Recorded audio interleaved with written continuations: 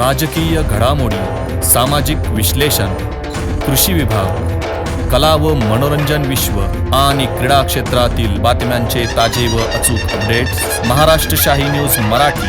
बातमी मागची बातमी, शोध सत्याचा.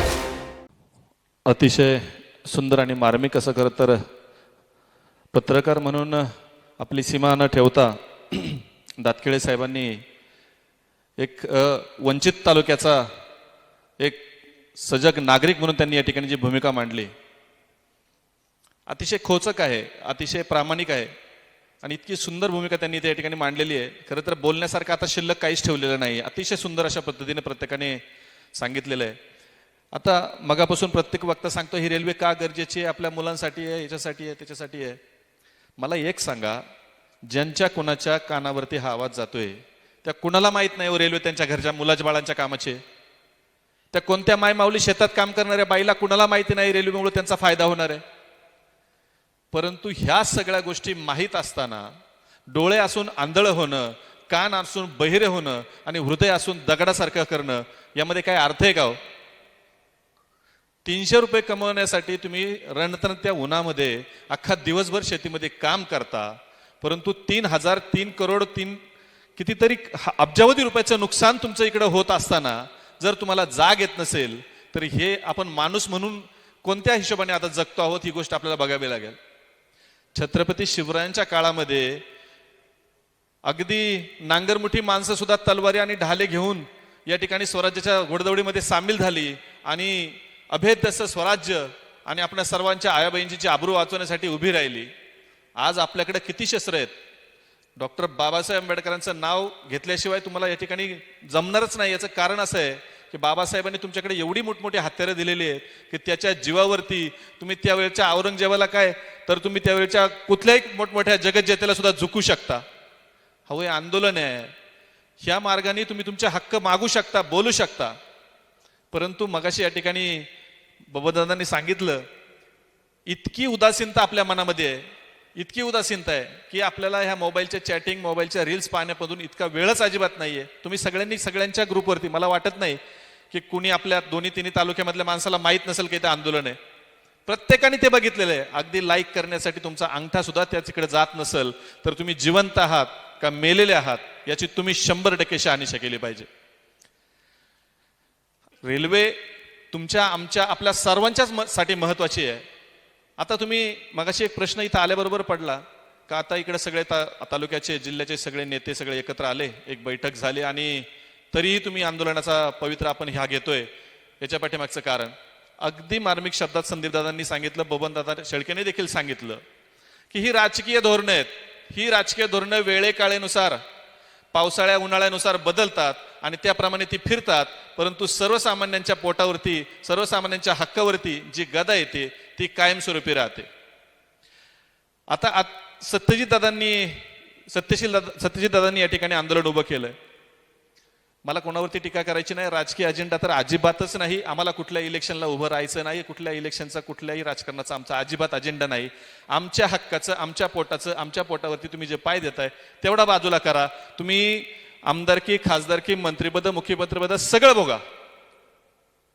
आमच्या ताटातलं घेऊन तुम्ही तुमच्या ताटात ठेवलं.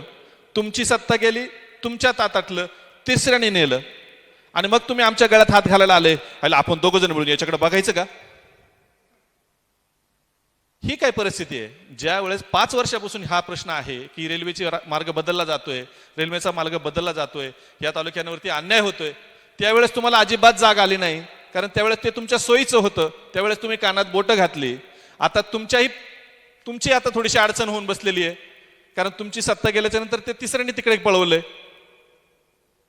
आणि मग आता तुम्ही आमच्या गळ्यात हात घालून आम्हाला म्हणायला लागले अकोले संगमनेर भाई भाई आणि आपण दोघं जण बघू त्याच्या. आता हे असं चालणार आहे?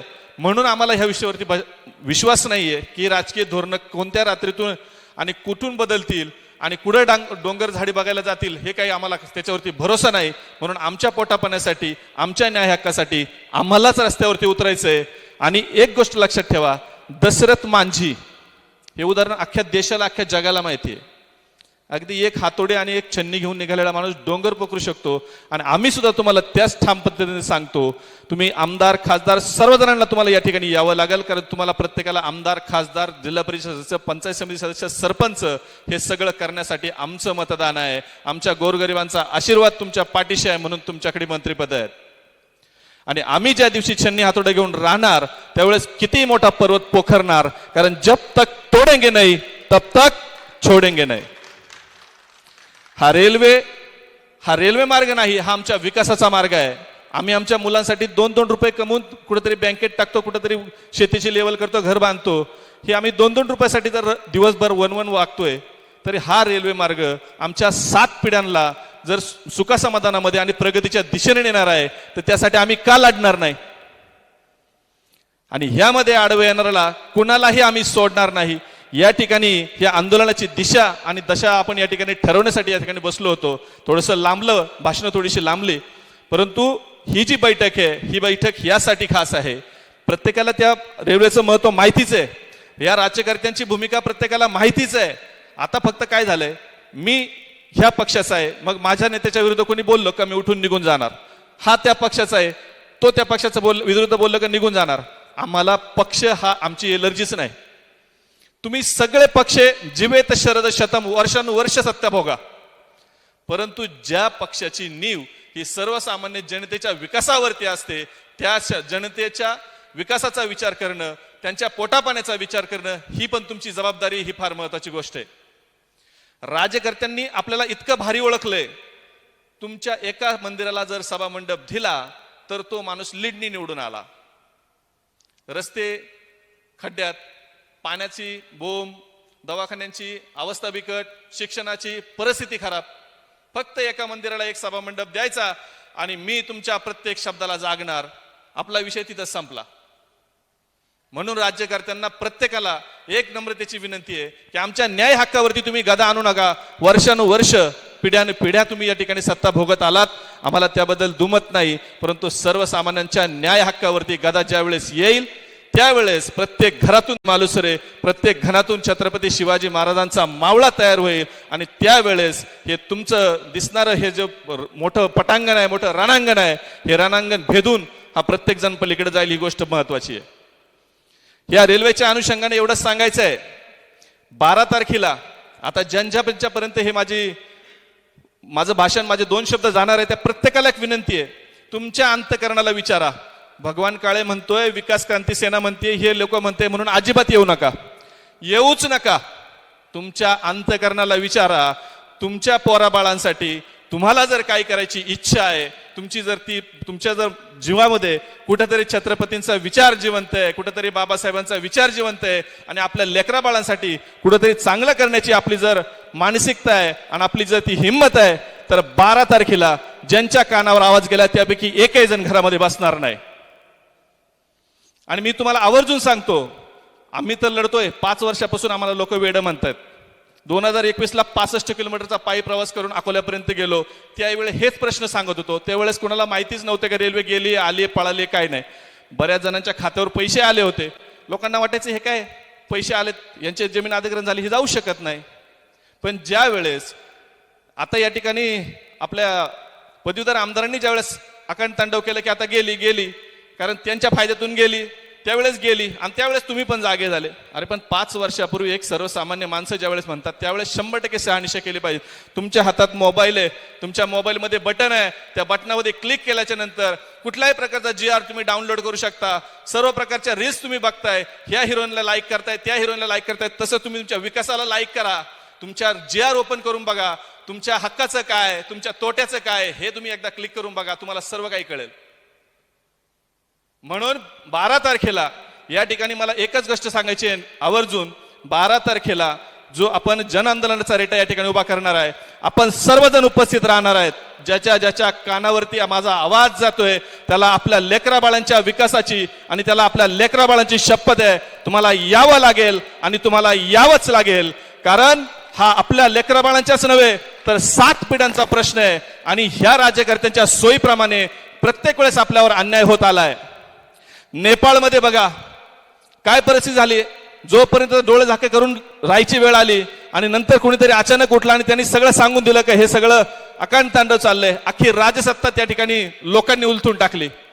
त्याच दिशेने ही वाटचाल आहे, त्याच दिशेने ही वाटचाल आहे. या राज्यकर्त्यांचा हा जो माजुरडेपणा आहे, हा यांचा सत्तेतला जी गोष्ट आहे, त्यांना त्यांच्या हिशोबाने सगळं काही करायचंय, त्यांच्या पद्धतीने सगळं करायचंय. या गोष्टी थांबवाव्या लागतील. म्हणून तुम्ही कोणत्याही पक्षाचे असा, तुम्ही कोणत्याही पक्षाचे असा, तुम्ही कुठल्याही राजकीय पार्टीचे असा, माझा तुम्हाला कुठलाही दुमत नाही. परंतु आपल्याला सर्वांना आपल्या लेकरा बाळांसाठी 12 तारखेला या ठिकाणी यायचंय आणि तुम्ही फक्त पाठीमागे उभे राहा. सुभाषचंद्र बोसांनी सांगितलं होतं, तुम मुझे खून दो मैं तुम्हें आजादी दूंगा.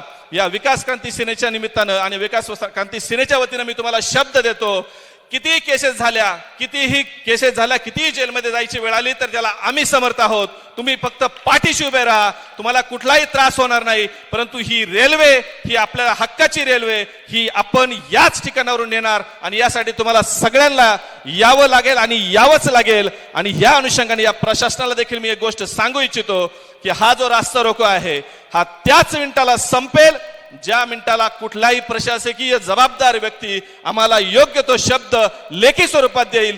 त्याच वेळेस हा रस्ता रोको संपेल. तोपर्यंत या रस्त्यावरती आमचा मृतदेह जरी पडला, तुम्ही आम्हाला जेलमध्ये जरी टाकलं तरी आम्ही या ठिकाणावर उठणार नाही. पुनश्च एकदा माझ्या सर्व ग्रामस्थांना, सर्व पठार भागातील आणि ह्या तीनही तालुक्यातील, दोनही जिल्ह्यातील सर्व तमाम जनतेला मी विनम्र आवाहन करतो की या ठिकाणी आपल्या हक्कासाठी, आपल्या न्यायासाठी आणि आपल्या पुढच्या पिढीसाठी येत्या 12 जानेवारीला आपण सर्वांनी बोटा स्वराज फूड मॉल या ठिकाणी या आंदोलनासाठी, रास्ता रोकोसाठी उपस्थित राहायचंय ही विनम्र विनंती करतो आणि थांबतो. रामकृष्ण हरी. प्रिय ग्राहकांनो, आपल्या सेवेत सदैव तत्पर आहे फापाळे इन्शुरन्स अँड सर्व्हिस. जीवनभराची साथ, जीवनानंतरही मदतीचा हात.